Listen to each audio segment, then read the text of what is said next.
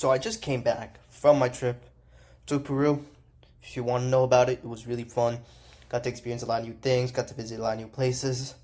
And I think it was one of those trips that kind of changes you. But less about the trip and more about, well, the actual event. UFC 313.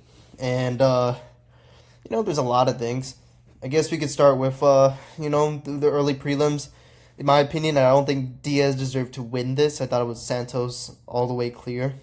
Thought Santos won rounds 2 and 3. And then the worst decision, honestly, on this card, and there's a lot of shitty decisions like this, but this is the worst one. Marshall, I mean, I get why it was a close fight. I gave it to Marshall. I had it scored for Marshall. And if we're going based on damage only, because sometimes I guess control time does kind of factor in, but I didn't like his decision. I don't think it's the worst decision ever, but I didn't like it. But we had some good finishes. We had a good KO against Morono. Pereira had a good submission against Petrosian. I think that was unexpected considering Pereira's more of a KO guy. Dominant performance from Joshua Van. I don't know how this guy's not ranked yet. I mean, how this guy's not even ranked with Kai Asakura, who's 0-1 is. But he needs to be in the rankings, and he definitely needs to be above Charles Johnson. Then we got pretty much a KO of the year contender right here with Mauricio Ruffy and King Green. I'm not calling him King, Bobby Green. I mean, that was such a good KO. And then we got Snooze Fest over here. Then we got Bahamondes pretty much getting a round 1 submission against Jalen Turner, and Jalen Turner retiring. Which, it sucks to see, but it was expected. I want to say expected, but I don't mind it. Maybe he just doesn't really want. Maybe he's just not really thinking, like, he's still young. He can still figure out his life, and if he wants to go back into fighting, he definitely can. But I don't know. You gotta sort some shit out. But Bahamondes is a top 15 fighter. He's probably going to be number 13. And, man, I can't wait because Bahamondes is really good. Like, Bilal Muhammad's not lying when he says this guy's, like, could be one of the best lightweights. Because he's a good he has good striking, but he also has good grappling. He kind of reminds me of, like, a Charles Oliveira who can knock you out and submit you, you know? So, definitely a lot of, like, a good Chilean prospect right there. Next, we got the co-main event, Rafael Fiziev versus Justin Gaethje. Well, that was a war for sure. Justin Gaethje won. He was just the better guy that night, and I said this before. I felt like Rafael Fiziev was just not gonna perform as well as he did in the first match because he's doing this on such short notice, and Justin Gaethje was the more conditioned fighter. He had the better cardio. It seemed like Fiziev, like after he got dropped. I mean, obviously, after he got dropped, he kind of was wobbled. But even before then, he was starting to fade. And although he was still fighting to the end, and he did get some good takedowns on him. Justin Gaethje landed the better shots. He did drop him in round 2. Round 3, he landed the better shots. And I gave rounds 2 and 3 to Justin Gaethje. So for him to win 29-28, that makes complete sense. So it's a good win. Do I think he deserves a title shot based off just this win? No, but I'd love to see him run it back with Dan Hooker. Maybe he can fight Dan Hooker in an International Fight Week, which is only it's 2 months. Not even 2 months. It's like 3 months, honestly. So 3 months should be enough time for Justin Gaethje to maybe train for Dan Hooker. Maybe have that be a 5-round fight because I feel like that they could run that back, and I feel like Justin Gaethje, if he wins that fight, deserves a title shot. But let's go to the main event. Ankalaev was now the new champion, and was this super unexpected? No.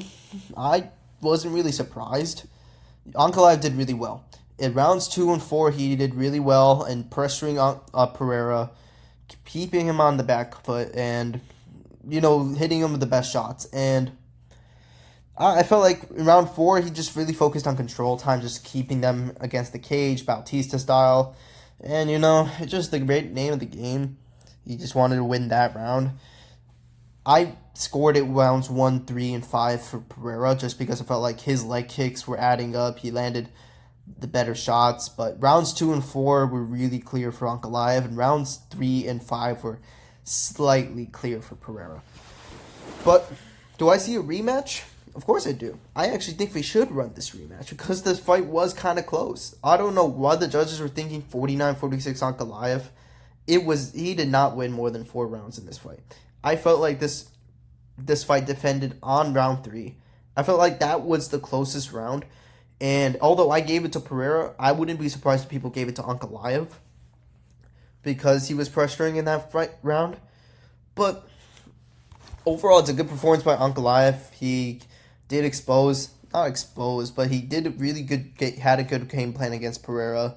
And I think Pereira impressed me because of the fact he defended all the takedowns. Ankalaev shot 12 takedowns in this fight, which honestly I think is the most he's actually tried to take anyone down in a fight. And he defended them all. Even in the later rounds, in round 4 and round 5, he still was defending them. And I think the rematch isn't necessary because I just feel like it could definitely swing the other way if Alex Pereira adopts a different game plan. I just felt like Alex Pereira was kind of wary about that grappling. He kind of just didn't really let his striking go. And I did say this was a big factor. I felt like Ankalaev's takedown threat could have definitely affected Pereira's striking. I think that Pereira, because of that fear of the takedown, didn't really let go of his hands. He didn't really keep the pressure and unload with the jab more. I feel like if he used the jab and the leg kicks more, he could have definitely won this fight. But I think Ankalaev did a good job keeping Pereira on the back foot because on the back foot, Pereira doesn't do as well on the front compared to when he's the one pushing the pace. And overall, I think this was a good performance by Ankalaev, but I'd love to see a rematch. I mean, Pereira deserves it. I mean, he defended the belt 3 times, and it was a pretty close fight. I think it deserves a rematch. I think it could definitely go a different way. And honestly, the UFC is probably going to just book the rematch because they'd rather have Pereira as champ than Ankalaev. So, I mean, but kudos to Ankalaev.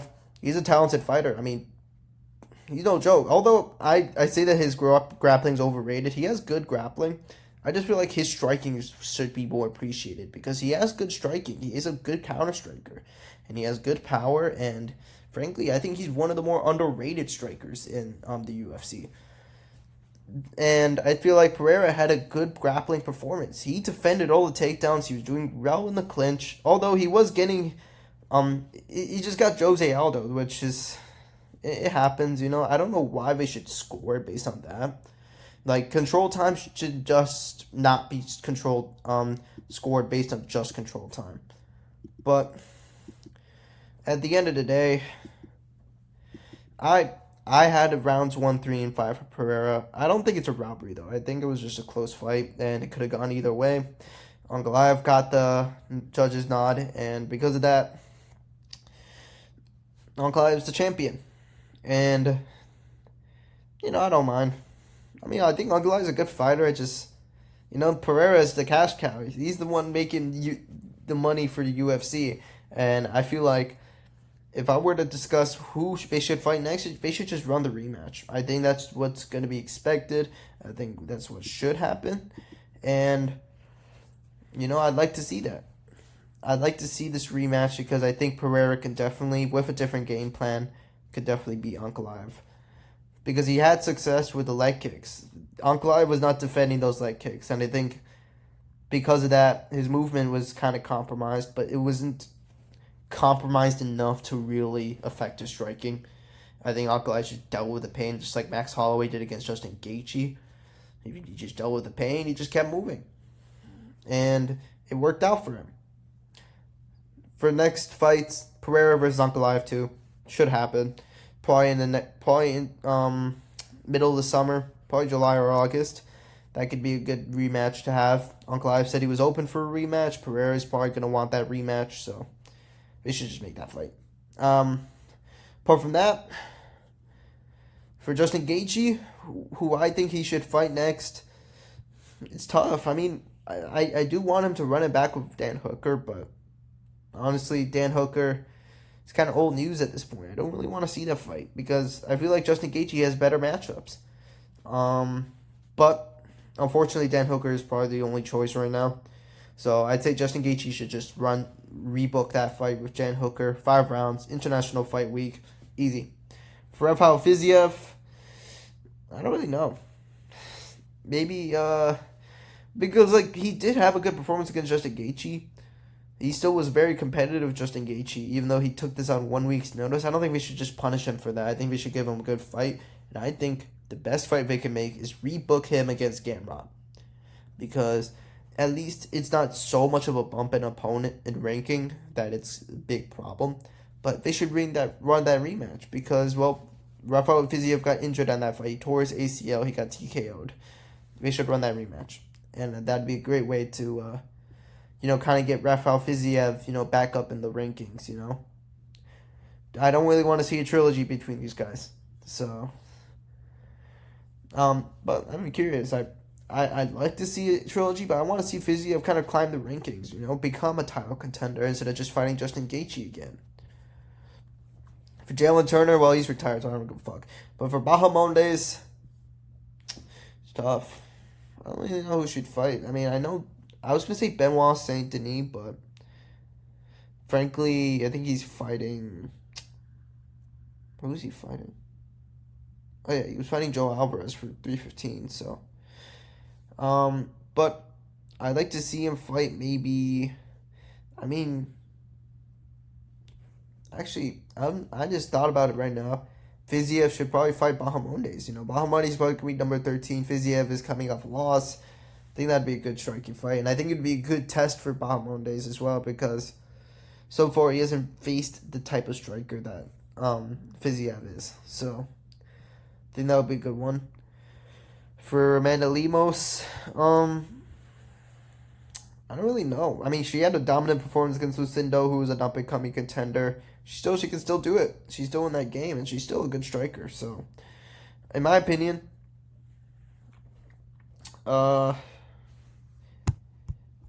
maybe she should fight like Tatiana Suarez. I think Tatiana Suarez is coming off a loss. Lemos is coming off a win. It'd be a good bounce-back fight. I wouldn't want it to be a title eliminator, but it'd be a good way for Lemos to have another win on her record. And I feel like Tatiana Suarez, who is a grappler, heavy grappler, it creates a very interesting matchup. So, we'll see with that. Next, for Mauricio Ruffy, I'd actually want to see him get ranked. And for Ruffy, I'd probably want him to fight. What should he fight? I don't really know yet. I probably won't. For King Gray, I don't know. You can just go to PFL. Joshua Van. Maybe he should fight Tim Elliott. I actually think that'd be a good matchup. I think he deserves to go up in the top 10. I think Tim Elliott's number 10 right now. Yeah. Tim Elliott versus Joshua Van. Make that fight. Have Joshua Van ranked. And, yeah, that's all.